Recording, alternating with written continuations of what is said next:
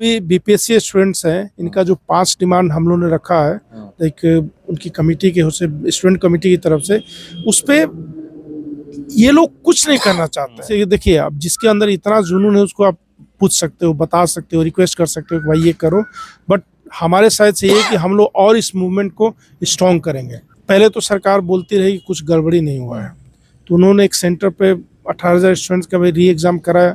री एग्जाम क्यों हुआ? अगर गड़बड़ी कुछ नहीं हुआ है तो क्यों री एग्जाम कर रहे? तो पहले तो ये बोलते रहे कि कोई इशू नहीं है, तो फिर री एग्जाम क्यों लिया कुछ एक सेंटर पे? अगर री एग्जाम लिया तो कोई इशू है। और जो नॉर्मलाइजेशन की बात करते हैं, ये लॉजिक यहाँ नॉर्मलाइजेशन नहीं होता है। नॉर्मलाइजेशन में सारे स्टूडेंट्स का सैंपल लेके उसमें सब्जेक्ट वाइज वैसे करके नॉर्मलाइजेशन किया जाता है, ऐसे नॉर्मलाइजेशन नहीं होता है। तो बिहार में बीपीएससी का मुद्दा जोरों पे छाया हुआ है। री एग्जाम को लेकर के लगातार आंदोलन, धरने, आमरण अनशन हो रहे हैं, मगर सरकार सुन नहीं रही है, बीपीएससी सुन नहीं रहा है, री एग्जाम बीपीएससी करा नहीं रहा है। तो चलिए, हमारे साथ इसी विषय पर बात करने के लिए IITian विनय मिश्रा जी हैं। मैं सीधे इनसे जुड़ता हूं और जानने का प्रयास करूंगा कि आप लोग तो 2 तारीख से आमरण अनशन कर रहे हैं, प्रशांत किशोर आमरण अनशन पर बैठे हुए हैं, उसके बावजूद भी सरकार और बीपीएससी सुन नहीं रहा है। आमरण अनशन आप लोग लगातार कर रहे हैं, मतलब प्रशांत किशोर 2 तारीख से आमरण अनशन पे बैठे हुए हैं। यहाँ तक ये स्थिति हुई कि उनको हॉस्पिटल पहुंच जाना पड़ा, तबीयत खराब हो गई, हॉस्पिटल पहुंच गए हैं। उसके बावजूद भी बीपीएससी सुन नहीं रहा है, सरकार सुन नहीं रही है, बात करने तक नहीं आई है कि हाँ इसमें क्या किया जा सकता है। क्या लग रहा है कि सरकार मानेगी, झुक जाएगी, री एग्जाम होगा? देखिए, सरकार को तो झुकना ही पड़ेगा क्योंकि पब्लिक का सपोर्ट है प्रशांत जी के साथ। और एक ये है कि कोई भी पावर में है, जैसे गवर्नमेंट है, तो लोगों के कारण ही प्रजातंत्र है, लोगों के कारण ही चुन के गया है। तो जो भी पावर में, उसका थोड़ा बोलते हैं लार्ज हार्टेड होना चाहिए हमेशा। मेरे अगेंस्ट भी, विरोध में कोई बोल रहा है तो उसके सहयोग करना चाहिए, समझना चाहिए क्या प्रॉब्लम, किस इशू को लेके वो लड़ाई कर रहा है। तो प्रशांत जी जैसे आप बोल ही रहे, 2 तारीख से ही, अब 9-10 दिन हो गया, इतने दिनों से वो अभी आमरण अनशन पे है, वो छोड़ भी नहीं रहा है। जैसे तबीयत खराब हुई तो हॉस्पिटलाइज करना पड़ा, बट उसके बाद भी वो लगे हुए हैं, क्योंकि उनको ये है कि अपना जो व्यू पॉइंट है स्टूडेंट्स के लिए, हम जो लड़ाई कर रहे हैं उस लड़ाई को लड़ते रहेंगे। तो अब इसमें देखिए, गवर्नमेंट का क्या है कि आके किसी को मिलना चाहिए, जैसे चीफ मिनिस्टर भी हैं अपने, जो या किसी जो बड़े मिनिस्टर्स हैं, उनको आके मिलना चाहिए और समझना चाहिए कि इशू है। अगर मान लीजिए उस इशू में कुछ नहीं है, ठीक है, कुछ नहीं है, लेकिन समझना चाहिए, बात करना चाहिए और इसको तोड़ना चाहिए। क्योंकि एक आदमी अगर लोगों के लिए, उसको अपना तो कुछ स्वास्थ्य खराब हो रहा है, उसका तो अपना कुछ लाभ है नहीं इससे, तो खुद स्वास्थ्य खराब करके अगर लगा हुआ है लोगों के कॉज को लेके, प्रॉब्लम को लेके, तो सरकार को पहल करनी चाहिए और अच्छे सरकार के नास्ते से जाके बात करनी चाहिए और समझानी चाहिए कि उनका आमरण अनशन छोड़ना चाहिए उनको। और इस साइड से, सरकार के साइड से पहल आना चाहिए। ये बहुत गलत हो रहा है।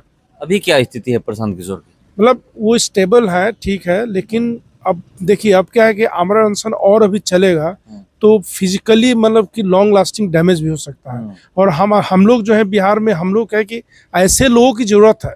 ऐसा नहीं कि एक इशू पे आमरण कर रहे हो तो सरकार को सहयोग नहीं करना चाहिए, उनको उनका तोड़ना चाहिए। क्योंकि ऐसे लोग जो निस्वार्थ भाव से बिहार में कुछ चेंज लाने की, लोगों को हेल्प करने की कोशिश करें, ऐसे लोगों को सरकार को मदद करना चाहिए, सो दैट कि लंबी लड़ाई लड़ सके हो और बहुत अच्छा बिहार के लिए कर पाए। क्योंकि उसमें देखिए, पूरे एपिसोड में कोई निस्वार्थ भाव ही, ऐसा नहीं है कि प्रशांत किशोर को बिहार में आके इतना मेहनत करने से कुछ उनको पर्सनल गेन हो रहा है, कुछ मिल रहा है। वो तो लोगों के लिए लड़ाई लड़ रहे हैं, क्योंकि उनके अंदर जुनून है कि भाई कि बिहार को बदलना है। हमने पूरा दुनिया देख लिया और स्टेट देख लिए, बिहार इंडिया में जितना ग्रोथ हुआ, सब कुछ हमारे बिहार में क्यों नहीं आ रहा। तो इसी व्यवस्था को चेंज करने के लिए और अच्छे तरीके से करने के लिए लड़ाई लड़ रहे हैं, और इसमें हम लोग का सहयोग है, सबका सहयोग है। आप लोग ये करें, मगर कोई साथ भी तो नहीं दे रहा है ना। विपक्ष को साथ देना चाहिए था, उनके साथ खड़े हो जाना चाहिए था। वो तो यहाँ तक कह चुके कि हम पीछे रहेंगे, विपक्ष है वो आगे आ जाए, आगे बैठे, हम पीछे बैठेंगे। उसके बावजूद भी नहीं, उसके बावजूद उन्हीं के ऊपर लेकर के राजनीति हो रही है कि वो हाईजैक करना चाह रहे हैं, आंदोलन हाईजैक कर चुके हैं, तमाम तरह की आरोप उन पे लगाए जा रहे हैं विपक्ष द्वारा। कोई भी हो, चाहे तेजस्वी यादव हो या जो भी लोग हों, बड़े बड़े लीडर अब उन पे बोलने लगे हैं।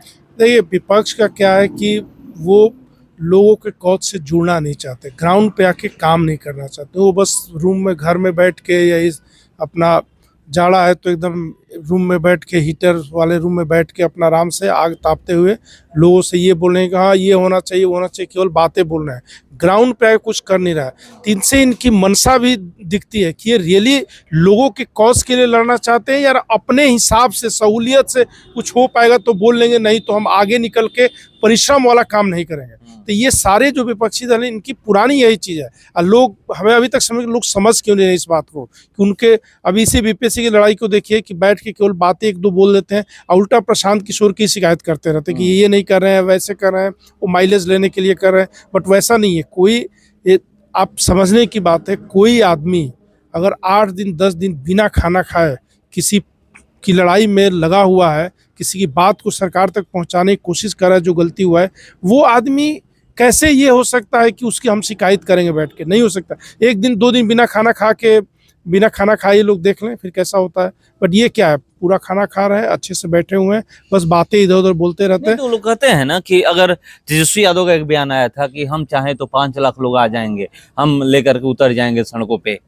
तो चाहे तो आप इस बात पे ध्यान दीजिए, चाह क्यों नहीं रहे हैं? क्योंकि उनके अंदर वो इच्छा ही नहीं है कि हम जाके जनता के लिए लड़ाई लड़ें, बच्चों का हेल्प करें और सामने आए। वो मेहनत ही नहीं करना चाहते, वो बस केवल इधर उधर कास्ट की राजनीति करते रहें, उसी में वो लोग हैप्पी हैं। उनको देखिए, जो भी बीपीएससी स्टूडेंट्स हैं, इनका जो 5 डिमांड हम लोगों ने रखा है एक उनकी कमेटी के स्टूडेंट कमेटी की तरफ से, उस पर ये लोग कुछ नहीं करना चाहते हैं, केवल बातें बनाना चाहते हैं। अगर रियली उनको उनका स्टूडेंट्स के लिए थोड़ा भी भाव है कि भाई इनके लिए कुछ करना चाहिए, तो आओ सामने 4 लोग क्यों नहीं ला रहे हो? अगर वो 4 लोग लाएंगे तो हम तो बोल ही रहेंगे, हम लोग आपको सपोर्ट करेंगे, आप आगे आके लीड करो इस मूवमेंट को, हम लोग सपोर्ट करते हैं, उससे कि गवर्नमेंट के ऊपर भी दबाव बने और कुछ करे हो। तो प्रशांत किशोर इसमें क्या कर रहे हैं? अब आप लोग का क्या स्टैंड है कि आप लोग क्या करिएगा? री एग्जाम जब तक नहीं होगा तब तक यही स्थिति बनी रहेगी?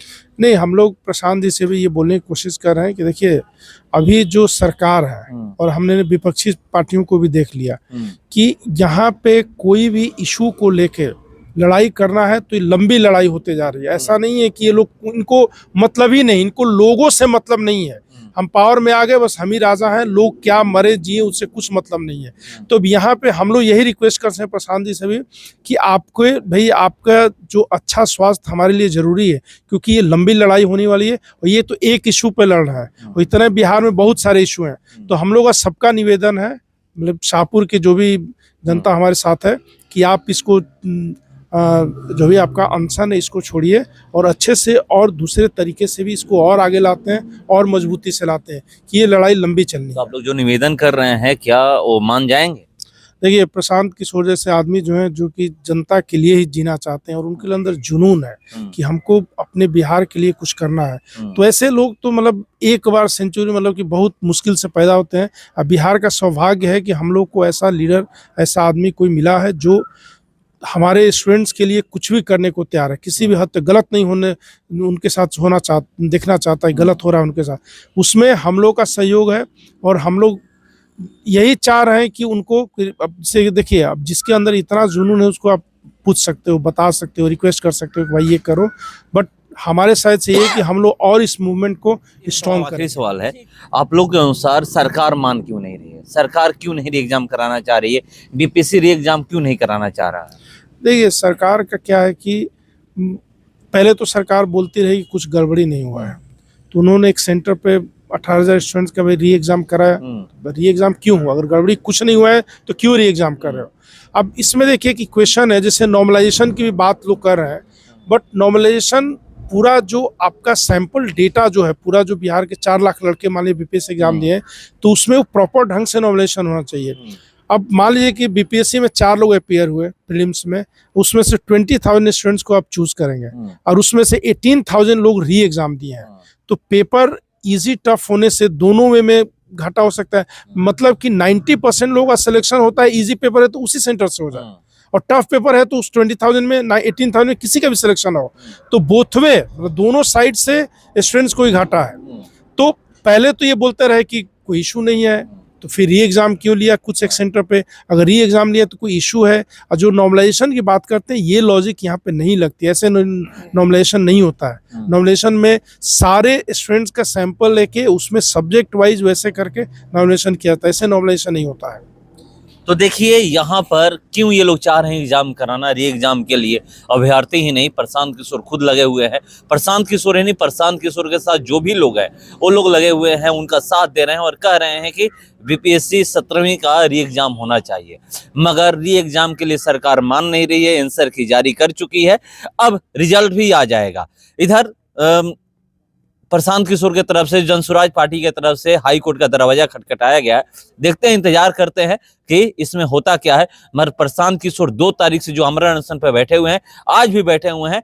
यहाँ पे जो भी लोग हैं, शाहपुर के लोग हों या फिर बिहार में उनके चाहने वाले जो भी लोग हैं, यही कह रहे हैं कि वो अनशन तोड़ दें, क्योंकि यहाँ पर जो लड़ाई लड़नी है, बहुत लंबी लड़ाई लड़नी है। सरकार यहाँ पर झुक नहीं रही है, सरकार बातें नहीं मान रही है, तो आमरण अनशन तोड़ करके हम लोग लड़ाई लड़ सकते हैं। देखते हैं कि प्रशांत किशोर आगे करते क्या है।